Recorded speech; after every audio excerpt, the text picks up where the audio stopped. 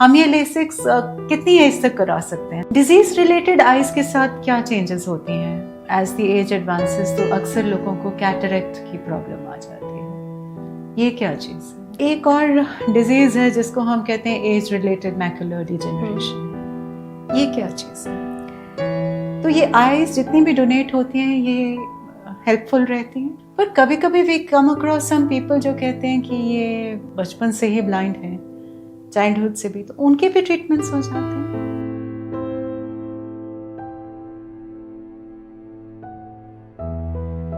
आंखों के साथ इतना कुछ रिलेटेड है लाइफ में कि आंखों के बिना तो जिंदगी है ही कुछ नहीं, वो तो हम जानते ही हैं।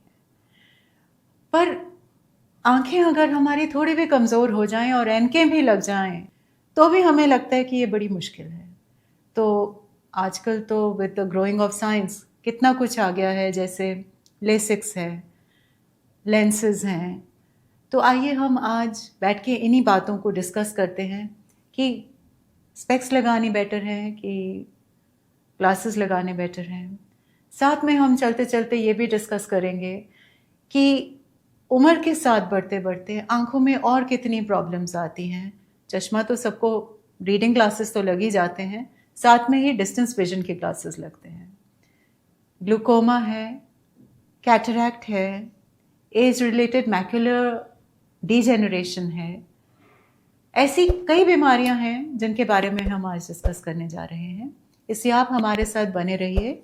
यहाँ तक कि मैं तो ये सजेस्ट करूँगी कि आपके फ्रेंड्स, फैमिली सबको साथ लेके बैठिए ताकि सब इस पॉडकास्ट का फ़ायदा उठा सकें और अपनी आँखों को बचा सकें आने वाली किसी भी डिजीज़ या प्रॉब्लम से।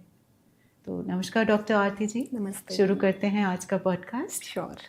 सो डॉक्टर आरती, आप हमें सबसे पहले यही बताएं कि जब आंखें कमज़ोर हो जाती हैं तो हमारे पास 3 उसके उपचार हैं। या तो हम स्पेक्स लगा लेते हैं, या हम कॉन्टैक्ट लेंसेज लगा लेते हैं, या आजकल जैसे सर्जरी, लेसिक सर्जरी चली है, वो करवा सकते हैं। तो आप तीनों के बारे में हमें बताइए कि कौन सा सही है और क्या करना चाहिए। देखिए मैम, जब भी आईसाइट वीक होती है, कोई हमारे पास जैसे पेरेंट्स हैं, बच्चे को लेकर आते हैं, तो सबसे पहले उनका यही सवाल होता है कि हम लेसिक कब करवाएं, किस एज पे हम लेसिक करवा लेंगे ताकि बच्चा इज फ्री फ्रॉम ग्लासेस। सबसे पहले उनका कंसर्न यही है कि बच्चा ग्लासेस फ्री हो जाए। लेसिक जब भी करवाना है आपने, आपकी जो एज है मिनिमम 18-19 ईयर्स होनी चाहिए। क्यों? क्योंकि ये एज वो है जबकि आपकी आईज की जो डेवलपमेंट है वो कंप्लीट हो जाती है। उससे पहले ग्लासेस आर आइडियल, और कॉन्टैक्ट लेंसेज जो हैं वो आप ओकेशनल यूज कर सकते हैं, जैसा कि हमने लास्ट टाइम भी डिस्कस किया था कि they are not very safe, so ये they have to be used hygienically और ओकेशनली। ठीक है, तो लेसिक जो है after the age of 18 to 19 जो है वो रेकमेंडेड है। इसमें थोड़ा सा ये रहता है कि जब भी लेसिक हमने करवाना है तो कुछ एक उसमें हम टेस्ट्स करवाते हैं, जैसे कि पुतली की थिकनेस, कॉर्नियल थिकनेस का टेस्ट होता है। बाकी आपके नंबर पे निर्भर करता है कि आप लेसिक करवा सकते हैं या नहीं। जो हायर नंबर्स हैं, 8 से अगर आपका नंबर ऊपर चला गया है तो आपका लेसिक आमतौर पे नहीं हो सकता है। तो उसमें फिर हम ICLs आते हैं, वो करते हैं। उसमें क्या है कि एक लेंस है जो कि आपकी आंख के अंदर जो है वो प्लेस कर दिया जाता है सो दैट आप ग्लासेस से फ्री हो सके। सो दोनों चीज़ों के लिए we have a solution. Yes, हमारे पास कोई ना कोई रेमेडी तो है ही। बिल्कुल। तो डॉक्टर साहब, ये 19 या 20 साल की उम्र पे लेसिक्स करा के हम ये लेसिक्स कितनी एज तक करा सकते हैं? लाइक 40-45 पे भी जो ये रीडिंग ग्लासेस वगैरह लगते हैं, उसके लिए भी लेसिक्स हो सकता है? ऐसा है मैम कि जब आपको 18 to 20 ईयर्स की एज में सपोज आपने लेसिक करवा लिया, अगर आपके 10 से 15 साल ग्लासेस फ्री विदाउट ग्लासेस निकल गए तो हम उसे सक्सेसफुल मानते हैं। जो बॉडी में physiological changes after the age of 40 आने हैं वो आपकी आईज में भी आने हैं, उसको नहीं हम रोक सकते। जो 40 के बाद चश्मा आना है वो तो आपको पहनना ही पड़ेगा, जो रीडिंग ग्लासेस की जरूरत रहनी है वो आपको पहनना ही पड़ेगा। तो उसके पहले अगर आप लेसिक करवाते हैं तो आप उतने साल जो हैं वो ग्लासेस फ्री रह सकते हैं। ऐसे भी देखा जाता है कि कभी कभी हम स्टार्ट तो रीडिंग ग्लासेस से ही करते हैं, पर अक्सर ये रीडिंग ग्लासेस के साथ साथ में भी wrong utilisation of reading glasses है कि वो डिस्टेंस विजन भी क्रिएट हो जाता है। तो ना पास का दिख पाता है और ना ही दूर का दिख पाता है ठीक तरह से। तो उसके लिए जो है सोल्यूशन वो है दो तरह के ग्लासेस हैं। एक तो है बाइफोकल, जो कि पुराने टाइम में आप देखते होंगे लोग यूज करते थे। नीचे एक अलग से सेगमेंट आता है, डी आता है ग्लास के नीचे, वो आपको नियर का दिखाता है, और जो ऊपर वाला सेगमेंट है वो आपको दूर का दिखा रहा है। तो इसमें क्या होता है, पेशेंट्स को ड्राइविंग करने में, पेशेंट्स कहते हैं कि हमें गिरने का डर रहता है, सीढ़ी चढ़ने उतरने में पेशेंट्स को हमेशा डर रहता है, पेशेंट को ग्लासेस रिमूव करके फिर उतरना है, फिर चढ़ना है, तो वो थोड़ा सा मुश्किल हो जाता है पेशेंट के लिए। तो उसके लिए आजकल प्रोग्रेसिव ग्लासेस आ गए हैं। उसमें क्या है कि कोई भी वो टक नहीं है, जो एक डिस्टेंस और नियर का इंटरफेस है वो नहीं है, वो सिंगल एक ग्लास है, वो आपको डिस्टेंस का, इंटरमीडिएट और नियर सारे डिस्टेंस जो है वो क्लियर दिखाता है। ये जो प्रोग्रेसिव ग्लासेस हैं, ये स्पेशली जो लैपटॉप्स पे वर्क करते हैं, कंप्यूटर्स पे वर्क करते हैं। बेसिकली क्या है कि जो कंप्यूटर की स्क्रीन है वो ना तो दूर है ना ही पास है, तो उसको बहुत अच्छे से कवरेज मिलती है। उसमें बाइफोकल जो ग्लासेस हैं वो इतना अच्छा वर्क नहीं करते। तो प्रोग्रेसिव ग्लासेस हम उन लोगों को रेकमेंड करते हैं जिन्होंने लॉन्ग आवर्स कंप्यूटर स्क्रीन या लैपटॉप्स पे वर्क करना है। डॉक्टर साहब, क्या ये भी है, ऐसा भी है कि जब रीडिंग ग्लासेस लग जाते हैं, यही जैसे आप बात करें, अब कंप्यूटर स्क्रीन है, वो ना रीडिंग ग्लास के रेंज में है ना वो डिस्टेंस, तो जब रीडिंग ग्लास के थ्रू दिखता क्लियर है नहीं, सो जब रीडिंग ग्लास आप लगा के कंप्यूटर देखने की कोशिश करते हैं तो that gives you a distance vision also, उसके कारण डिस्टेंस विजन खराब हो जाता है। ऐसा तो नहीं कह सकते हैं। एक्चुअली जब भी पेशेंट सिर्फ रीडिंग ग्लासेस चूज करता है अपने लिए, तो उनको थोड़ा सा नीचे लगाना होता है। आपने पुरानी मूवीज में देखा होता होगा, टीचर्स जो है ऐसे लगाते हैं and they try to see it from the above. What is the reason कि वो जो दूर का देख रहे हैं वो ग्लासेस में से ना देखें, ताकि आईज के ऊपर अनड्यू स्ट्रेस ना कॉज हो। तो वो हम पेशेंट को इंस्ट्रक्ट करते हैं, जब भी हम उनको रीडिंग ग्लासेस देते हैं, अगर वो सिंगल चश्मा ले रहा है ओनली फॉर नियर, हम उसको बताते हैं कि you are suppose to wear it over here, ताकि आप जो दूर का है वो ऊपर से देख सकें। डिजीज रिलेटेड आइज के साथ क्या चेंजेस होती हैं? कौन कौन सी ऐसी डिजीजेस हैं जो आइज को भी इफेक्ट करती हैं? आजकल हमारी लाइफस्टाइल डिजीजेस बहुत कॉमन हो गई हैं। जो आजकल हमारा सीडेंटरी लाइफस्टाइल है, ईटिंग हैबिट्स हेल्दी नहीं है, उसके कारण हाइपरटेंशन, डायबिटीज, ये सब चीजें इंडिया में specially in Punjab they are very common, क्योंकि लोग जो हैं बहुत रिच फूड्स खाते हैं, ठीक है, और सीडेंटरी रहते हैं, तो उसके कारण हाइपरटेंशन, डायबिटीज जो है वो होने लग गया है। उससे क्या है कि ये दोनों चीजें बेसिकली आईज के ऊपर भी अपना असर दिखाते हैं। इसमें क्या है कि जो आंख का पर्दा है उसके ऊपर डायबिटीज में खास तौर से बहुत ज्यादा इफेक्ट होता है, और जो विजन एक बार डायबिटीज के कारण पर्दे में से खत्म हो जाता है वो जल्दी रिवाइव नहीं होता है। तो अगर आपको डायबिटीज है तो हम उन पेशेंट्स को हमेशा यही बोलते हैं कि आप अपना ईयरली या 6 मंथ्स पे चेकअप जरूर करवाएं। डायबिटीज अगर आपको है तो उसको एडिक्वेटली कंट्रोल्ड रखें। उसमें क्या होगा कि जो आपका पर्दा है उसके ऊपर जो खून की धमनियां हैं, ब्लड वेसल्स हैं, उनको बेसिकली डायबिटीज जो है वो वीक करती है, वहां से लीकेज शुरू हो जाती है, ब्लड के स्पॉट्स आते हैं, पर्दे में स्वेलिंग आ जाती है। तो उसके बाद अगर उसको अनट्रीटेड रखा जाए और बढ़ने दिया जाए तो ये ब्लड जो है वो आई की जेल में भी लीक कर सकता है, उससे ब्लीडिंग हो जाती है और पेशेंट का विजन भी जा सकता है। तो इसका ट्रीटमेंट इनिशियल स्टेजेस में अगर ये डिटेक्ट हो जाए तो कुछ एक ड्रॉप्स होती हैं, उनसे कंट्रोल हो सकती है। अगर बढ़ जाए तो फिर इंट्राविट्रियल इंजेक्शंस आते हैं, आंख के अंदर इंजेक्शन लगाया जाता है, उससे कंट्रोल हो जाती है, या फिर लेजर्स से भी इसको ट्रीट जो है वो किया जा सकता है। हाइपरटेंशन में क्या होता है, हाइपरटेंशन में भी यही है, ब्लड वेसल्स में से लीकेज शुरू होगी और ब्लड लीक होगा, उसमें स्वेलिंग आएगी पीछे पर्दे पे और नजर जो है आपकी वो डिस्टर्ब हो जाएगी। और थायराइड वगैरह का भी कोई असर है? थायराइड में एक तो थोड़ा सा ये रहता है कि आईज का आकार जो है वो बड़ा छोटा हो सकता है, और ड्राई आईज जो है थायराइड में बहुत कॉमन है। एज द एज एडवांसेस तो अक्सर लोगों को कैटरेक्ट की प्रॉब्लम आ जाती है, ये क्या चीज़ है? कैटरेक्ट को हम मैम सफेद मोतिया भी बोलते हैं।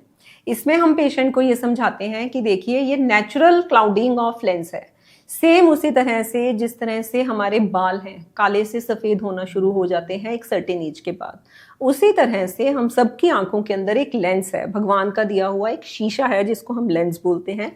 उसकी जो ट्रांसपेरेंसी है, जो उसकी पारदर्शिता है, बेसिकली वो कम होना शुरू हो जाती है।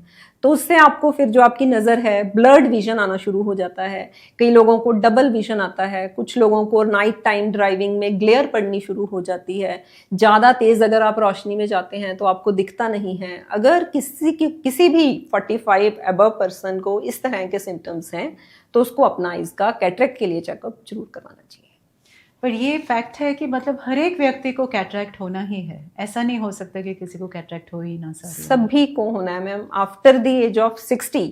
जो स्टैटिस्टिक्स हैं वो ये कहते हैं कि 90 to 95% लोगों को ज्यादा या कम किसी भी डिग्री का कैटरैक्ट होगा ही होगा। It is just like whitening of hair, greying of hair. जैसे हमारे बाल हैं, हर किसी के सफेद होने ही है, कोई नहीं बच सकता, ये सेम वैसे ही है। This is basically an age related change. लेकिन आजकल जो है हम इसको थोड़ा यंग लोगों में भी देख रहे हैं, may be because of this increased incidence of diabetes. Long term जो लोग स्टेरॉइड्स खा लेते हैं, आंख को अगर कोई ट्रॉमा हो जाता है तो उसमें हम इसको यंग एज में भी देख रहे हैं। एक तो कैटरैक्ट के लिए सर्जरी है, और कुछ ड्रॉप्स भी आते हैं जिनको आंखों में डालने से कैटरैक्ट ठीक हो जाता है। ये वही बात है मैम कि जैसे अगर बाल काले से सफ़ेद हो गए तो कोई मेडिसिन ऐसी नहीं है जिससे वो दोबारा से काले हो जाएंगे।